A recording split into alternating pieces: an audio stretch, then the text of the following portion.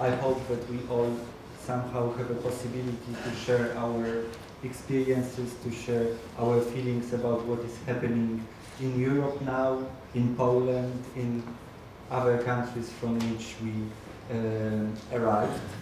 But please let me welcome Oleksiy Radynski from Kijów, Ukraine, Héctor González from Barcelona, from Spain, one of very many people in Spain engaged in the Indignados movement, Paolo from Italy, from Rome, from the collective S. What is exactly happening at the moment in your countries?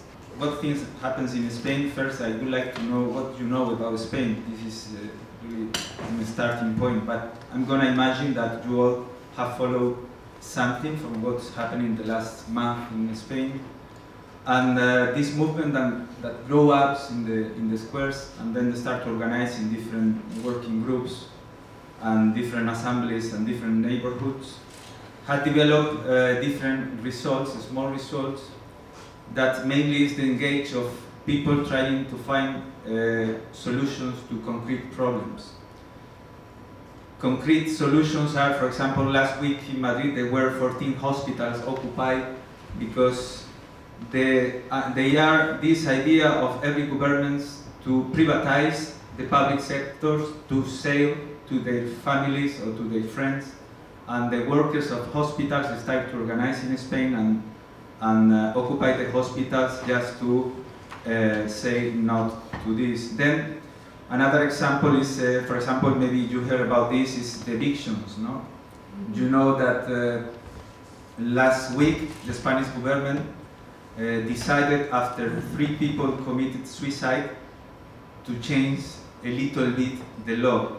It's a trick. I mean, all the commercial media say, oh yeah, the law is changing now, no one is going to be evicted from their houses. No, this is a really tricky law, because if you have 2 children and you earn more than 1,600 euros, you could be evicted from your house. There are some trickies, some small words, more things that it's come out not in the media, but it happens. Another thing that I think is really interesting is what is happening right now in Catalonia.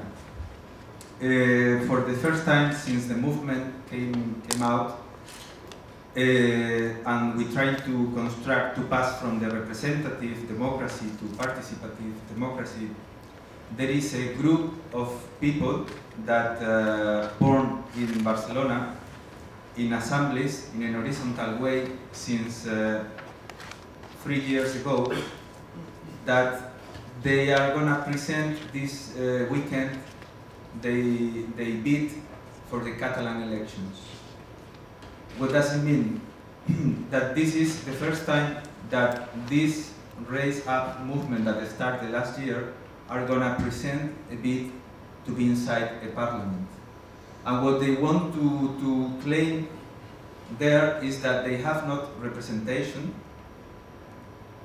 They want to beat every law that the parliaments are going to approve, and this is the first time in all Occupy or 15M or this Arab Spring movement that a group of people are going to try to hack from inside of the parliament. In Italy, what's going on now is pretty interesting, because it started what we call the third wave of movement against the crisis. At the beginning was a movement inside the kindergarten where a teacher was protesting against the cuts to this social welfare, and the mother and father of the children started to occupy the kindergarten together with the teacher and to run in a different way the kindergarten against these cuts. The student movement then came across this protest, came putting inside the Bologna process claim, so they started this second wave. Now the third wave started last week for this first European general strike that happened the 13th of November in different countries, in Portugal, in Spain, in Italy and in Greece. Was the hugest demonstration, but also in the other city was rally, action. The reason why we don't have any kind of a mass social movement of the new type, I think, is that the social antagonisms are being very effectively replaced with identitarian antagonisms and with not even national, but also this kind of antagonisms, but primarily I speak of problems with identity that are being imposed on us and that I think are being also imposed on us when we are asked to speak about our national context. When Joshua was speaking, I saw you opened the website of Agora 99. It was the international meeting which took place in Madrid a few weeks ago. Who wants to tell us what was happening in Madrid? Maybe you. The work is still being developed. We just got a lot of information from the debt, basically the working group that came out of the assembly. In the end, we just got tons of information on what's going to be coming up that they're working on, and more regions, not nations, regions, are connected now in the struggle regarding debt, and more regions are coming on board. And the rights group made a really beautiful proclamation. They wrote a document, which is astounding within the time frame that we worked. The democracy working group decided that we would not, it's kind of a strange thing to say, there was a movement to write a new constitution in Spain, and we decided to denounce the idea of constitution and rather call for new models. And that proposal was passed in the General Assembly, and we are set to work on what the hell a new model is for that framework. The very important topic of this event is that for the first time we try to, after this crisis, to make a common answer for this crisis beyond the national level, because you know, this open space that the crisis really made, this open space is really ambiguous. And there is this option in place that the answer of this crisis must be at national level, through nationalism.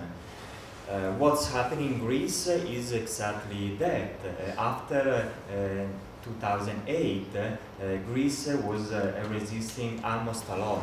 Our answer, our also constituent answer, should be taken at a really transnational level, because what is taking place, the new power what we are feeling face is a really transnational one. So this is the beginnings of maybe new European cycle of struggle that must be composed by differences. Because it's through differences that we should compose a new organization able to resist and to pass over and to living this historical moment that we are living. How, since year and a half in Spain, what is happening in terms of developing the alternative society. Many people say that the movement, nothing happens, no? These people went to the streets and then they went home because it was cold, no? And they are just resting there and you know, these hippies, they don't think, they just go. But there are things that are going every day that happens in different places of those people that really want to change something, no? These people are not getting paid for doing these things, but they put in the other hand, a lot of creativity and a lot of heart, no? Also doing things. For example, in terms of imagination, I could say, I could put the example of these campaigns in social networks that is finishing now, for example, in Barcelona. That it's, you know, all this story about independence and media is talking about, Barcelona, Catalonia wants independence and all this stuff. I think now I can tell, I hope it's not streaming or something like that that is covering in Spain now, but because it's a secret. And I have a group of friends, a group of 20 people that they create, for example, Twitter accounts with the name of people that is very important people that they have not Twitter accounts. And they start to do during 1 month, one debate about what independence means. They hack also some media. They put, there is in Catalonia one media that is called 324, and they do another alternative that is called the opposite, 24-3, and they are putting information, the information that the media never puts. So this debate created between these 20 influenced people hacked in social networks are making that other people are talking about what the media never talk and what these politicians or these famous people never talk. Another alternative is this for evictions. During the last 3 weeks, there have been people, a group of people going to the banks directly with the people affected, the people that is going to be evicted, and try to negotiate with the directors of the banks, with the restraints, and with the 20 or 30 people inside the office making pressure to conduct the debt, to give the social rent, to stop this eviction, no? And to give solution. But also the problem of building alternatives, it's a big one. And for instance, last week in Berlin we were in the radio, and the anchor, it was very surprising because he presented us at the beginning and then he said like, so this new revolution that is going on in Europe is because the people of the middle class, they want to stay in the middle class and they want to keep their welfare and their way of living, and they are fighting for this. And it was a little bit outraging because there are, like, most of the people who were in the middle class, they are not in the middle class anymore, and I think it didn't reach to most of the people in the society the idea that we want to build new societies, different. And I think many people are thinking people is just fighting because they want to keep their home or keep their car or whatever. And I think this is a problem. We have to build alternatives, but we also have to convince the majority of the people that we need alternative models. The last polls in Spain say that 77% of the population disagree with the arguments of the 15M movement in Spain. But maybe 10 or 15% of these people is active, doing things every day. You know, what happens with the rest of the people? Maybe they are waiting that one prophet or one politician comes and changes their life. This is what most people think, no? And that's why it's important, very important, I think, to start to believe in that the representation doesn't work. And we have to start to build up something respect to participation. There is some political parties in Spain now that they are taking programs from the working group of the dead to put in the political program. The law approved the last week for the Spanish government came under the social pressure, but also under the movement pressure also, that was showing every day this lack of attention. So there are things, maybe it seems that nothing happens, that nothing is, but there are things that are going on, and maybe not as fast as we would like that the things change, but maybe there is a work to beat the institutions and the politicians, but I think the most important work is to engage the rest of the people. because without the rest of the people we cannot change anything.